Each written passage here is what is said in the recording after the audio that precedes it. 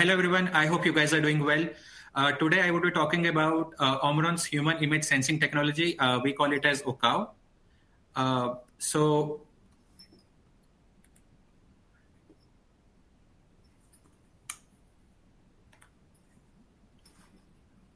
okay. So this would be the agenda, what I would be going through. And, I will be covering about the overview of OCAO, which will cover the history, the requirements, and the features. Then I'll be talking about the functions, which will include the technical architecture of those functions. And then I will be covering some applications which can be, related to the usage of OCAO. Obviously, these are not limited to just these applications, but this will just give you a general idea, where or how OCAO can be used. Then I'll be going over a quick demo, a quick Windows demo, just to show you the functionality, how OCAO will work. And then the SDK, which is the software development kit, if somebody wants to integrate, so how the SDK would come into the picture. And then the OCAO, general business model flow, how we, sell OCAO, or, what is the process for that, so that there is transparency. So the first thing which I would be covering in the OCAO overview is the history. So OCAO is the name of the human vision sensing technology and its software or hardware IP products. So Omron has been developing or working on OCAO since 1995, and we have been continuously improving this as of now as well. For example, with this mask mandate and everything, we are developing, solution if a person is wearing the mask, to detect the face or, to recognize the face as well. So we have been continuously improving the accuracy and the processing time. Then, OCAO is a software library, with image sensing functions to better understand humans. So we basically offer OCAO in three formats. First one is hardware IP, which is RTL, register transfer level, or you can say RTL designs, which can directly be integrated into the, I would say, LSI chip, or any other chip which somebody else is using. And then the next thing what we offer is software IP library. These are like the APIs which can be directly integrated with the customer's application. And then the third part is the component side, which we offer. It's a hardware product which has 10 OCAO functions already integrated with it. So these are the three forms, where we offer OCAO. And now moving forward, the next thing I would be covering in OCAO overview would be the requirements to use OCAO. As you know, OCAO is a software product. So it just have a minimum requirement, the minimum hardware requirement for any system or machine which you would be running on is 32-bit or 64-bit. And then, the machine or the system you are using, that can be OS independent. It can work with any system which has an OS or without OS. So, for example, if you're using a Windows machine or a Linux machine, Mac OS, RTOS, or any other embedded platform for that matter. So OCAO can work with any of these platforms. It's just that we need to build the libraries based on that platform. The third and last part of OCAO overview is the features, what OCAO offers. So basically, we can say, the three specific features what OCAO offers. The first one is high-speed processing, which you can, which is offered because of the succinct and precise algorithm what we have developed, and then and which we're continuously improving. The second feature what we have is the high accuracy. This is because of the high detection performance. And the third thing is a high robustness. That is, high performance even in poor lighting conditions. For example, if there is a case of backlight or, oblique light, anything. So it performs better in that. So this was kind of a general overview, the three things which I covered.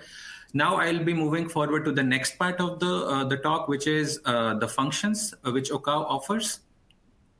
So OCAO offers, as I mentioned before, OCAO is a software library which helps us to understand humans better.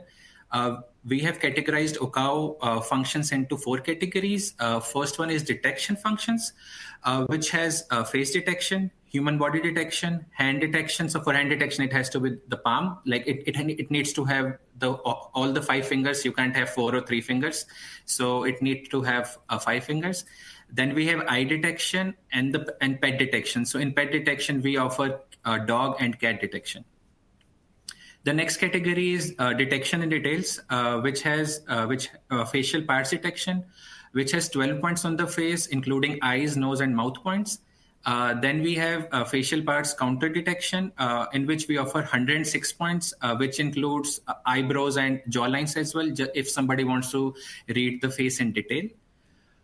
Then we have blink estimation, just to make sure how much the eye is open or closed at that moment. Then we have gaze estimation, just to make sure where the person is looking.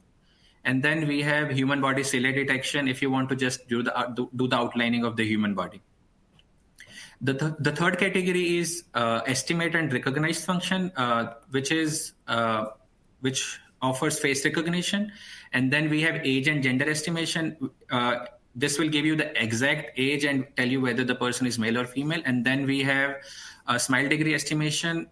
This is just to make sure that whenever you're clicking a picture, you are actually smiling. And then we have expression estimation.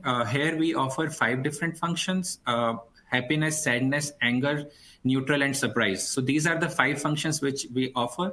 There are a couple of hidden functions as well with anger and disgust. If somebody wants to use it, they can obviously, use those as well. And then we have imposter prevention, which basically distinguishes whether an actual person is present or whether, it's a photo or a video. So just to make sure you differentiate between the people. The last category is, of our functions is adjust, in which the first function is red eye reduction.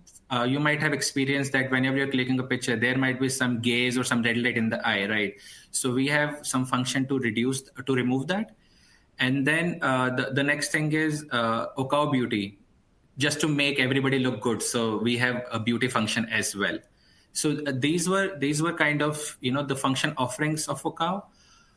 The next thing what I would be moving is the architecture, the technical architecture what I talked about, which will provide you with the order of functions. So for that, I'll give you an example. So for example, if somebody wants to use here for face recognition, for example, right? So this is for sensing functions, right? So if somebody wants to use face recognition, they need to have face detection and facial parts detection as prerequisite, because if you want to do face recognition, you need to have face detection and facial parts detection as the input. Then only you can do face recognition. Similarly, if somebody wants to do imposter prevention, say example, so there are 2 ways. Either you can do face detection, facial parts, and then directly imposter. Otherwise, if you want to go other way, there is another option for face detection, facial parts, gaze and blink, and then imposter prevention. So it is up to the application what the customer is looking for. But these are kind of the order of functions or the prerequisite what we need if we are using the functions. Obviously, there are some independent functions as well. For example, face detection, human body, hand detection, pet detection. So these does not require any prerequisite. So this is how the order of the sensing functions is. The next I would be talking about is the order of correction functions. So correction functions is a part of adjust functions, which I just talked about in one of the categories what Okao offers. So this slide shows you the detail, of correction functions. So for example, if somebody wants to do eye reduction, so they have to go through face detection, facial parts detection, and then red eye reduction. Similarly, if somebody wants to do maybe a face reshape or maybe a mouth reshape, right? So they have to go with face detection, facial parts, reshape correction function, and then goes to mouth and nose reshape. So this will give you kind of a detailed architecture even for correction function as well. But if somebody just wants to have all the functionality, so there is another option for correction function in which you just have beauty pack, which will cover all the functions. But obviously, face detection and facial parts are a prerequisite to use this beauty pack functions as well. So these 3 slides, covered the Okao functions, and then the technical architecture, or you can say the order of the, whether it's the sensing function or the correction function. So just to give you an idea, how the structure of the, all the functions work. Moving forward, now, we move on to the next part, where I will cover, some of the applications of OCAO, where OCAO can be used. As I mentioned, these are some of the examples, what I could think of. There can be numerous number of applications, where these functions can be used for. The first one is, machine access control and machine operation. I have categorized into two applications. For example, if there is the application of machine operator verification and machine access control based on the user. So for that, basically machines are usually in industries. So I expect that there would be an industrial camera, and then you can use face recognition to register somebody in the system, and then based on the access, for example, if I'm registered, so I will have a particular access for that machine. So I will do that. Obviously, if I'm doing face recognition, I will be requiring face detection and facial parts detection for that. So this is kind of an example in case of industrial. Obviously, this similar thing like face recognition can be used even for other access applications like basic security, you can say in buildings, for example, in offices. Instead of having some key or something, you can actually have the employees register, and they can just come in, and the door will open. Similar to factories, and even in homes, you might have seen doorbell cameras where there is a camera, and then if somebody is known, that the door opens, or if somebody is not registered, so it can raise an alarm. So all of these can be covered under this application, or with face recognition. The second part of this application is machine operation, which is if you want to start and stop the machine. For example, if you show your hand, so if you want to show your hand, you can start a process or stop a process, instead of going into the system or doing some commands or all those things. So just to avoid that, you can actually do just using your hand to tell them whether you want to do what operation you want to do. I just took an example for start and stop. Obviously, it can detect the hand, or it can track the hand, I would say. And then, if you want to move the hand in different axes, it will still detect it. So there is a tracking function for hand as well. So you can program based on, the operations based on that. The next application, what I would be talking about would be for communication robot.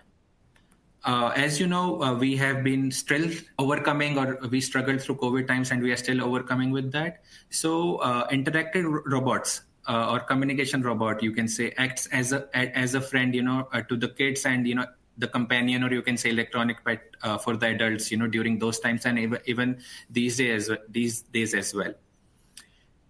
They can also act as educational toys for kids. And the OCAO software, they offer a variety of functions, for robots to be interactive. So, for example, you have a robot in the room. In the normal scenario, it will be just sitting there and doing nothing, right? So, if you integrate, OCAO, functions, I have taken some examples here, just to give you a perspective how it can, work. So. If I use expression estimation, like I mentioned, it offers 5 functions. So if you enter the room, and if the robot sitting there sees you, it will be happy seeing you, or it will greet you, or you can actually link a message to that welcome, or whatever you want to do it, right?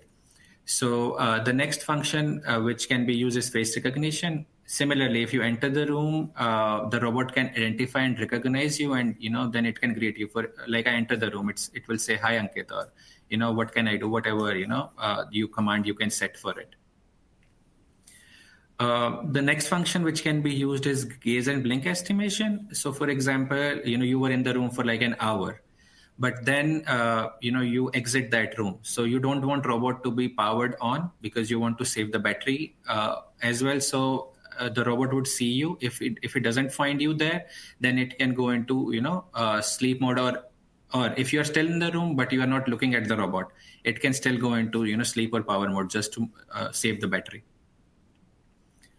The next thing is similar hand detection, as I talked about it before, for any start and stop command. But in this case, for example, you're feeling bored, right? So you raise your hand, and based on that, detecting the hand, robot can probably play a song for you, or maybe do a little bit dance for you, whatever you program that with, right? So just to entertain you, I would say.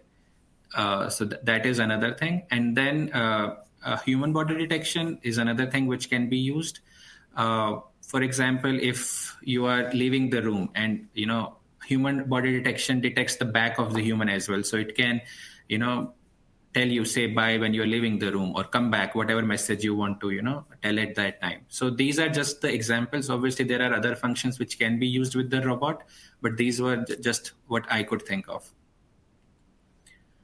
The next application, what I would be talking about would be a web conferencing system. I think with COVID being here, we all have experienced of all the web conferencing system, whether it's Zoom or Teams or Blue Jeans or whatever. And there are a lot of web conferencing systems. I don't even want to go into the detail, but what we can offer here is face recognition for web conferencing system with automatic tracking camera.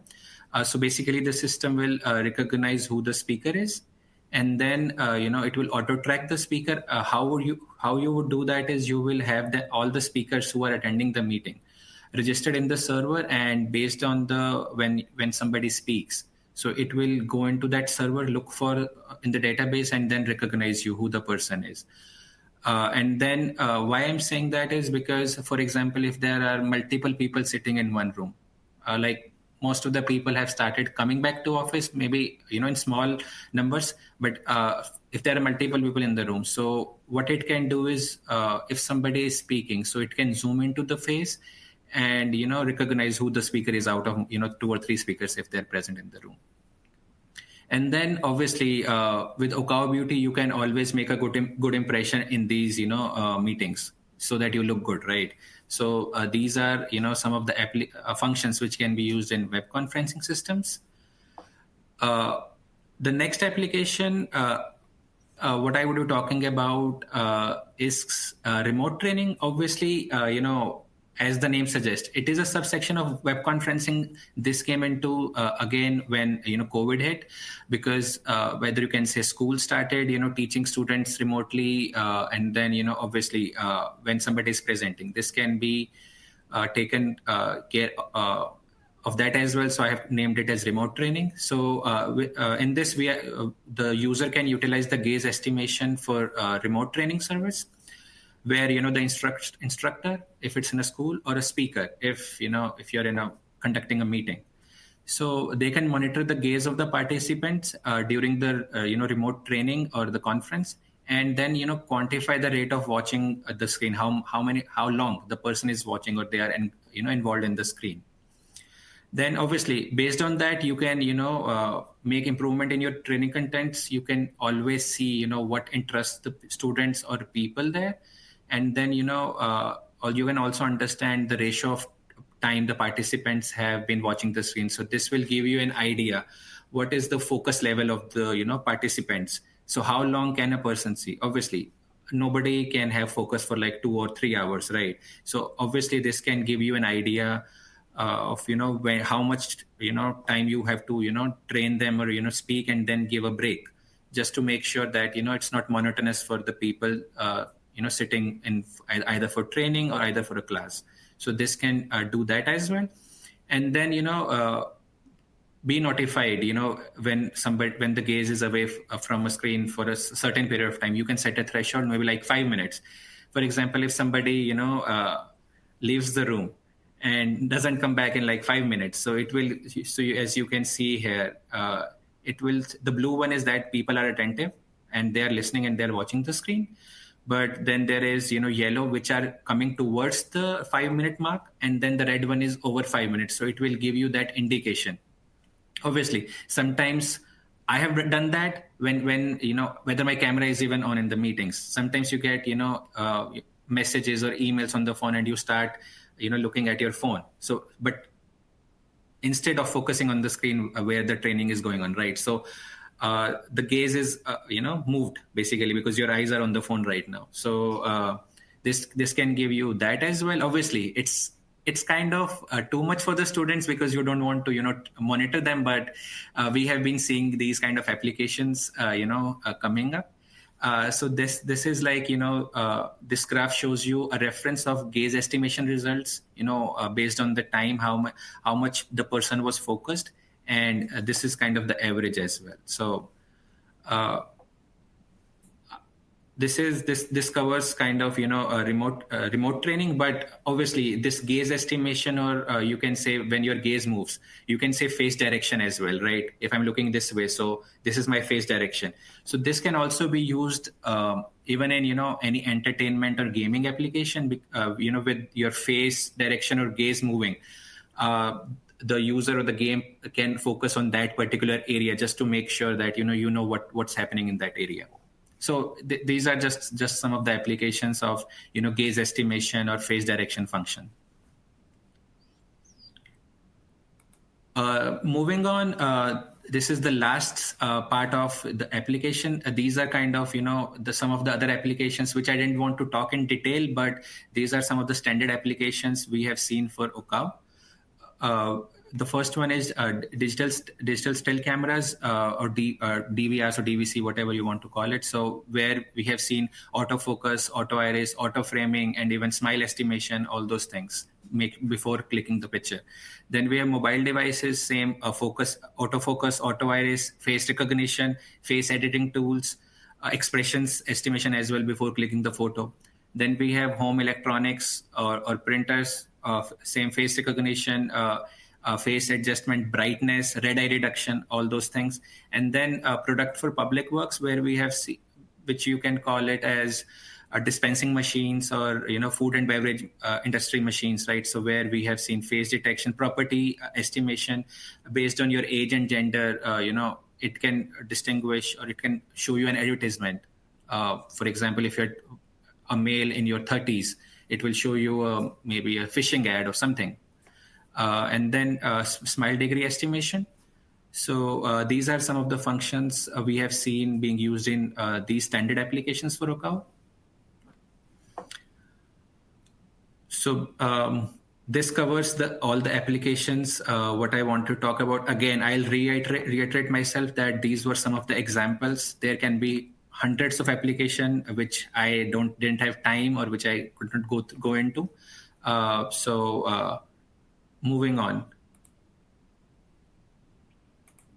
The next thing, hey, Ankit, what I would... Sorry, Ankit, to interrupt. Can you hear me, Ankit? Okay. Yeah, sure. Mm-hmm. I just want to make a note that with the poll questions, let's just make sure to hold those slides for about 15 seconds so our audience has a chance to answer. Sorry to interrupt you, Ankit. Go ahead. Thank you, Jason. Thank you for that. I apologize. I thought, I can move forward. Okay, I'll wait for 15 seconds.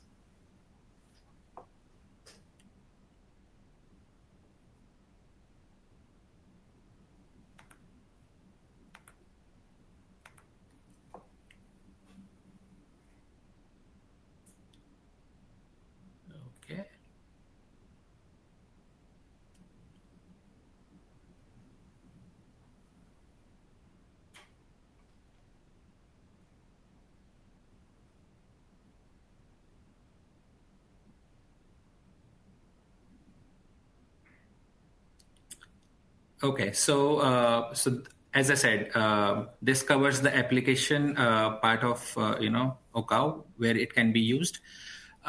Moving on, now we'll move on to the next part, where we'll be talking about the OCAV demo, and showing you the demo, as a quick demo as well, like I mentioned in the starting. So OCAV demo is available in 2 platforms, and it is the easiest way somebody can evaluate the the functionality of OCAV. So we have the demo available in Windows format, or Windows PC, you can say, and the other one is Android format or mobile, whatever you want to have, right? So these are the two options we have. The left one is the screenshot of in the Windows demo. I have selected some functions, and this is how it looks. And the right one, I just took a screenshot of the Android phone, the demo I had.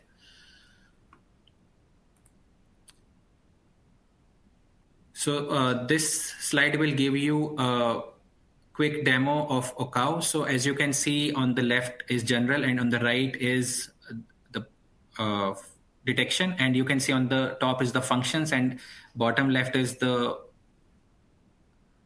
raw data it is coming, right? So you can see right now face detection and facial parts have been done. So you can see all the functions, and this is the raw data. This is gaze and blink estimation. You can see my eyes are moving into different places and how much my eyes open and close. The good thing is it can still detect even if I'm wearing a glass or specs, I would say. So then this is expression estimation. You can see based on my different faces, weird faces, it is changing. And this is kind of just to show people, and this is again the raw data.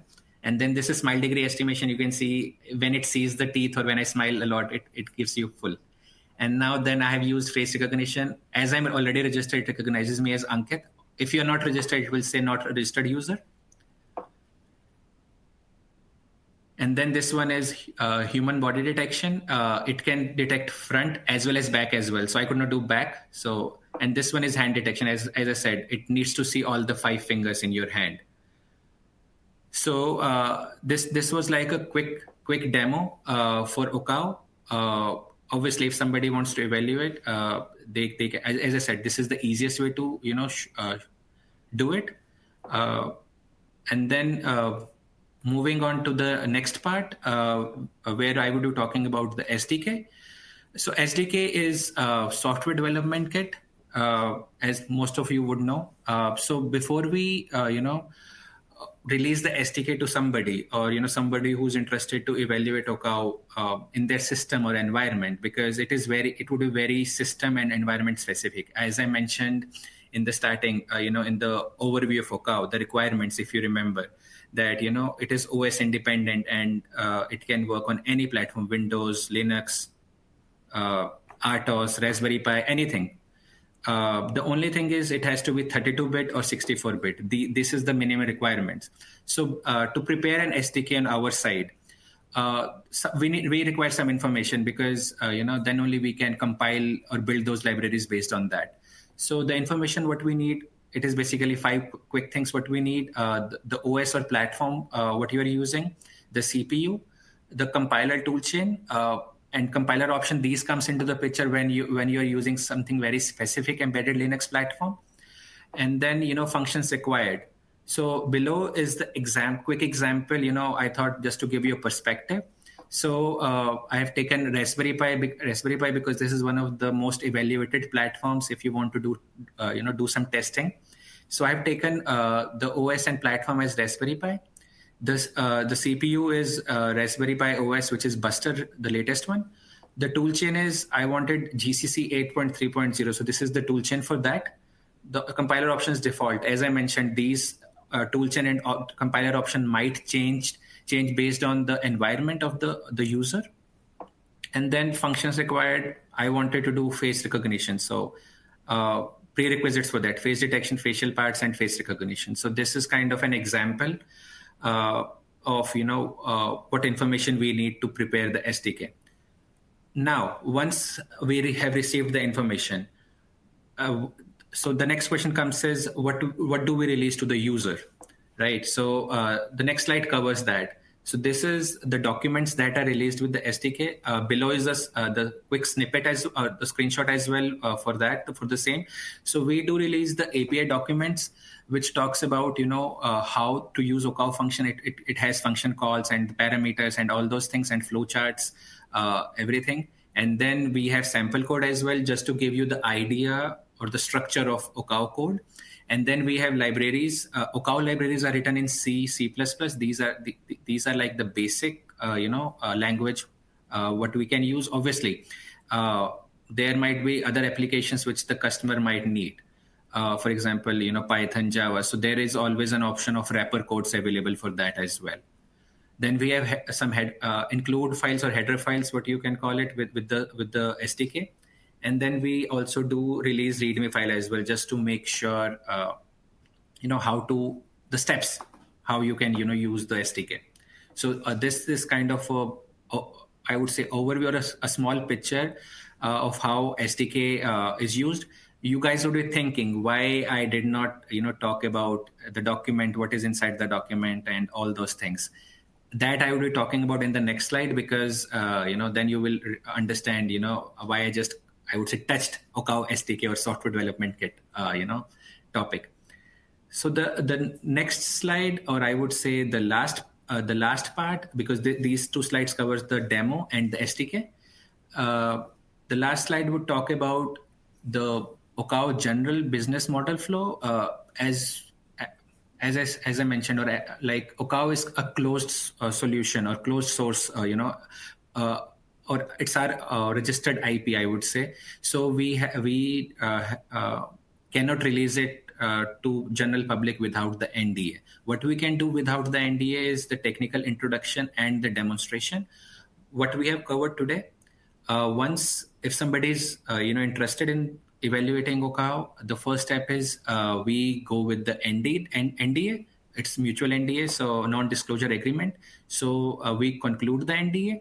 And then based on that, after it is done, then we provide the demo, which can be either Windows, Android, or both. If somebody doesn't want to, evaluate using a demo, they can skip this step and directly come to the evaluation SDK.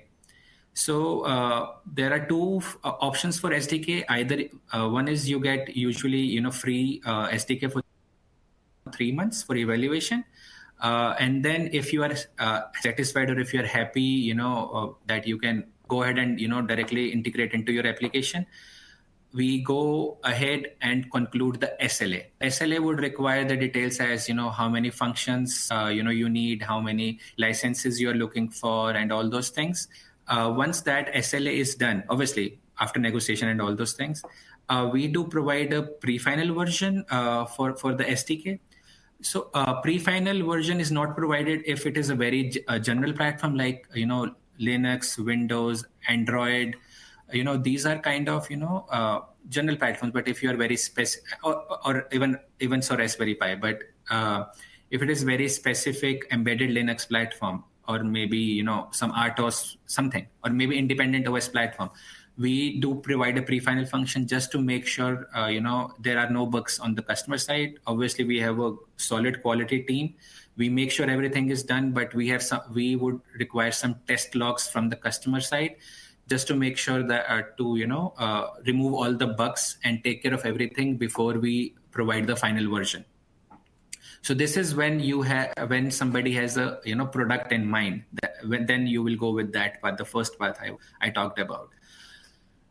The second option can be if somebody wants to evaluate for a long time, or if it's like in indoor testing, or in testing in the labs, or anywhere, right?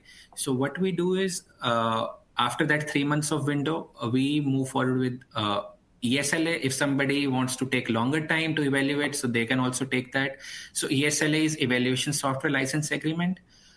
So in that, an agreement will be signed. It will just have, and then we'll provide the SDK. For example, it will have a fee, but less fee than the SLA fee, and it will be for 1 year. Obviously, it can be increased or decreased depending upon the requirements of the user.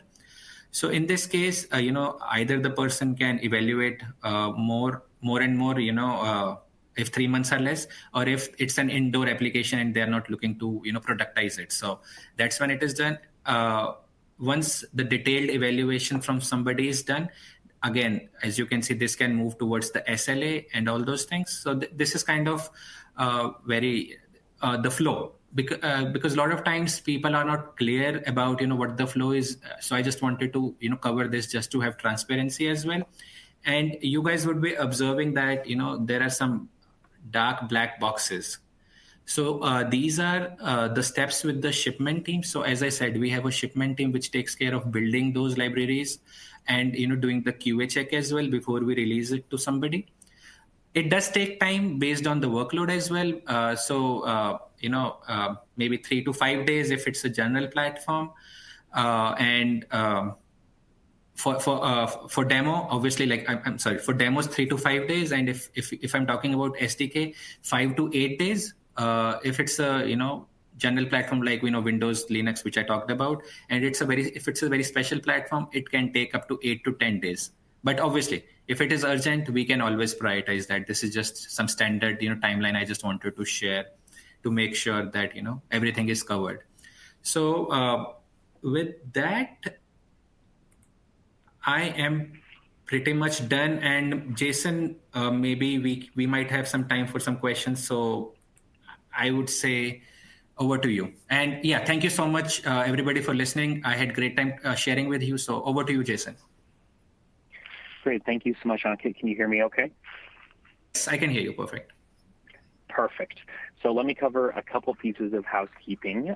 First of all, Ankit, thank you very much for that fantastic presentation. We've got some questions coming in, and as a reminder to everybody who's here in attendance, you've got that Q&A box if you want to get any of your questions answered directly by Ankit right now as well.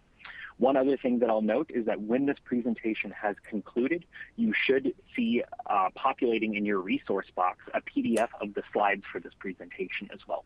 So stick around to the end here and you will have access to a version of the slides that we have seen today during this presentation.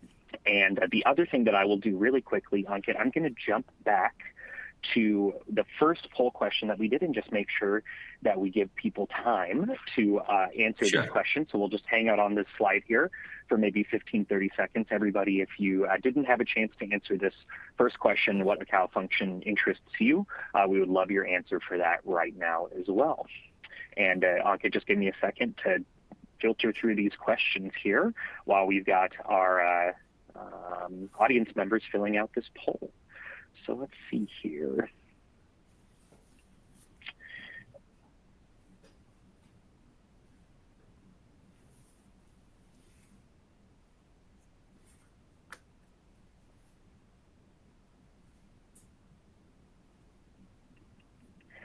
Alrighty, I think we are good there. We'll just go back to, let's pop us back to this thank you slide here.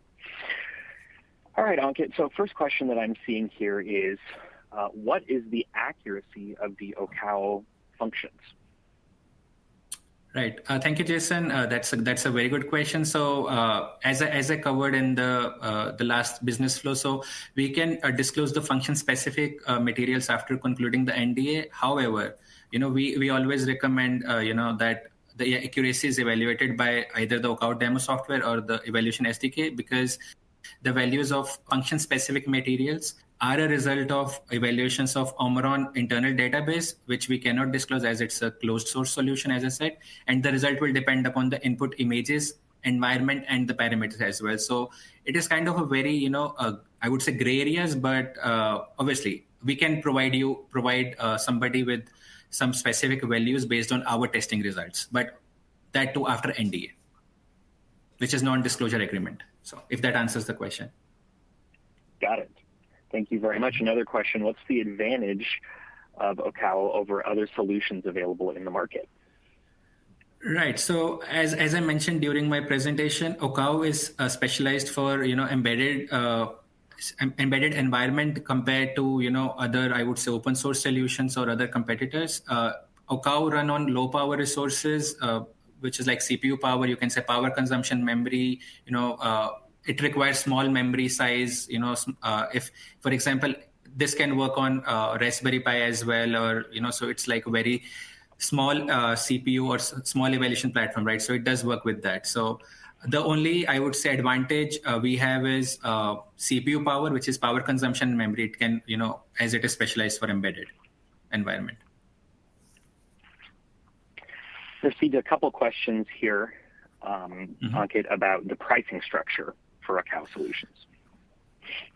That's a good question. Obviously, I cannot go into details, but I can tell you this, that we offer OCAO pricing in two formats. So there are two pricing structure options.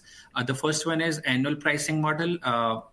It will be a set pricing for annual, like for 1 year or for 2 years, how many years the customer wants to do it, but usually it is for 1 year, and the pricings are irrespective of the number of quantities or functions what the customer is saying. We can set on a number, and then we don't have to track the licenses, how many they are using. Obviously, the second option, if somebody doesn't want to go with annual pricing model, like they think that they won't be using that much of licenses, the second option is per unit license pricing model. In which case pricing will depend on the number of functions. That's first factor, and second, quantity of licenses. So based on the number of functions, how many functions they want to use, and the quantities, we can offer them some pricing. So these are the two pricing structure we have available. And maybe this is the same question, Ankit, and forgive me if it is, specifically asking about getting a manual and a price list for budget and for feasibility. Okay, so pricing list, obviously, we can do that, but that would require an NDA, as I mentioned that. Jason, what was the first part of your question? Getting a manual, just a manual for what we're talking about here. So this is like I said, OCAO is a closed solution, right? So this is kind of what we could share without NDA, right? But if you want very specific function specific details, like what is the specification of those functions and how it can be used, all those things, we do require an NDA. We just want to make sure that all the information and even the other end's application is protected. That's why we always go ahead with NDA before we disclose anything. Okay. How to evaluate OCAO is another question that I'm seeing here. Okay. Yes. So generally, what I have seen over last 3-4 years, I have been working with OCAO. Customers usually evaluate OCAO demo software, what I talked about, whether it's Windows and Android, to evaluate the accuracy. And then if somebody wants to evaluate the processing speed, they go with Evaluation SDK because that is based on the customer's environment. But all those things will come into once the NDA and all the paperwork is done. So yeah, this is how you can evaluate OCAO. Accuracy as well as processing speed. Okay. I've got a question here. This might be a multi-parter. We can break this down, Ankit, if we need to. In addition to the applications, can you briefly talk about the OCAO hardware architecture, specifications, and what it looks like? And they're asking, size, how does it interface with the camera? Okay, that's a big question. Okay, I'll go with part by part. I'll try to. So the first part is the hardware of OCAO, right? So as I said, OCAO is a software-based solution. So it is kind of hardware. If you're talking about that, would be based on the customer's environment. If you're just talking about the software. But as I mentioned in my first slide or second slide, I would say that OCAO is, shared, or we offer OCAO in 3 forms. Hardware IP, which is RTL design, which can be directly integrated with the chip. If somebody wants to go with that is one option which have like flowcharts and all those things which can directly be integrated. And then if you're talking about the software, then, it is irrespective. We don't care what the hardware is. We just want to know what you are using, and we can build the libraries based on that. The third option, if somebody doesn't have any engineering resources, or if they just want to just see how OCAO works, so we have a hardware component as well, which is B5D. Where we have 10 functions. Not all functions are available, but 10 of those functions what I talked about are already embedded on those. It's a plug and play solution. It has a USB connection, so you can plug into your laptop, and it has a demo software as well, which can be downloaded from our website. So that's the first part, the hardware part. What was the next part, Jason? I'm sorry, I cannot keep track of the question. No worries. It was, can you talk about the hardware architecture, specifications, and what it looks like size-wise, or how it interfaces with the camera? Okay, so hardware, I talked about the size thing. Okay, so size thing will depend upon how many functions you are using. I cannot go into very specific, but I can tell you this thing. It would be in KBs, under 1 MB for the size per function, I would say. If you're using 10 functions, obviously the size would increase. But when I talk about low memory requirements, the size of, maybe for example, face detection is in KBs. I cannot give you the exact value. I'm sorry. So that's what I can talk about. And okay, and how Yeah, the last part was, sorry Jason, to cut you off. The last part was how to interface with the camera. So it can work with any camera, whether it's a USB camera or whether it's a Ethernet camera, whatever camera you are using. We just have libraries which we provide. The application has to be developed by the customer, right? So in that application, customer would be opening the camera. Like for example, if somebody is using fopen or whatever it is, I'm just saying some coding language, so you can open the camera. and then you will call all the OCAO functions. It needs to have a camera before you can work with the function. So it can work with any camera. Perfect. Thank you very much, Ankit. I think we got through that one. I'm seeing a few more here. Can OCAO work with an industrial Arduino?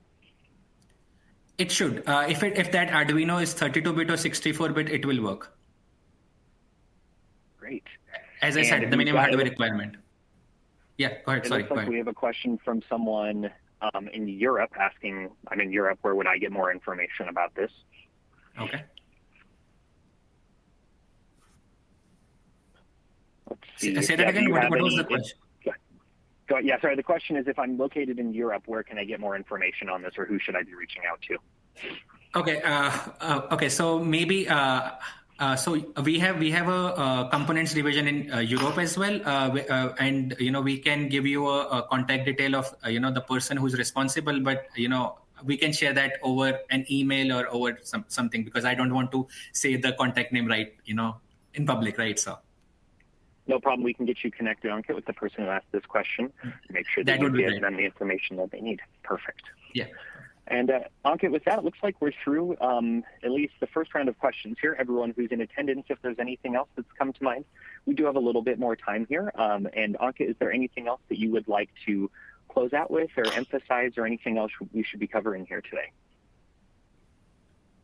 I mean, Jason, for the talk, I have covered, most of it in detail, but I, before I close out, I can just, give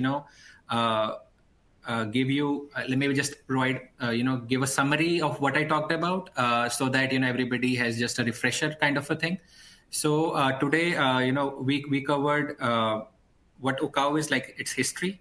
Which talks about when we started working with OCAO, and then the specification or the requirements, and then the features it has. Then we discussed about the functions OCAO has to offer, and then its architecture, the order of function. Like I said, if you're using face recognition, it has to have face detection and facial parts as a prerequisite. Then I talked about some of the applications. The one I talked in detail was what we have seen over a past year and a half, the interest more because of COVID, whatever you say. We saw that. And then I talked about some standard application, which we have been seeing over the years. As I said, there can be a lot of other applications. Obviously, we were time restrained, so I could not go into those details. And then we did go over a quick demo of Windows demo, just to showcase, how OCAO works. And then we touched base on the SDK part of it. What are the requirements we need to build the libraries on some customer's platform, and then what are the documents which are released with that. And then we did talk about the basic, flow of, the OCAO function. So this is how the talk was defined. Obviously. As I said, it can work with any camera, any hardware, any camera, which can include any USB camera. It can be any, how do I say, any other camera, maybe whether you're using a web camera or any, IP camera or, DSLRs, anything. So it even with IR cameras as well. Obviously, the specific accuracy would be varying, but it can work with any kind of cameras. And then any kind of hardware. It's just that 32-bit and 64-bit, like I mentioned. So any other hardware, whether it has an OS or it doesn't have an OS, doesn't matter. We can build the libraries based on that. So that's pretty much it, Jason, what I wanted to just cover in a nutshell, so that everybody has a refresher. That's fantastic. Thank you, Ankit. We do have one more question that's come in, and we'll close out the session. Does OCAO participate in NIST facial recognition vendor evaluation? What is NIST? I'm sorry, I'm not aware of NIST. National Institute of Standards and Technologies. So it looks like there are particular facial recognition vendor requirements there. And that person's just curious if that's qualified or approved under those standards. I am not sure, Jason. I'll be very honest. I have to check that, whether, because all these certifications, it might be there, but I have to check that. I'm sorry. I can get back to that guy, later, maybe once I confirm. Perfect. That was Jeffrey. We'll make sure to get you connected with Ankit once we have that information for you. So, Ankit, I want to close out, first of all, by thanking you so much for, I think, what was a great Q&A, a fantastic presentation. Thank you so much for your time. Thank you, Jason. And everyone who's in attendance, of course, thank you for spending your time joining us here for this session. If you're looking for other industry webinars, we strongly recommend you go to allaboutscircuits.com. Check out the industry webinar section. There are lots of other webinars by Omron, especially that I think are well worth your time.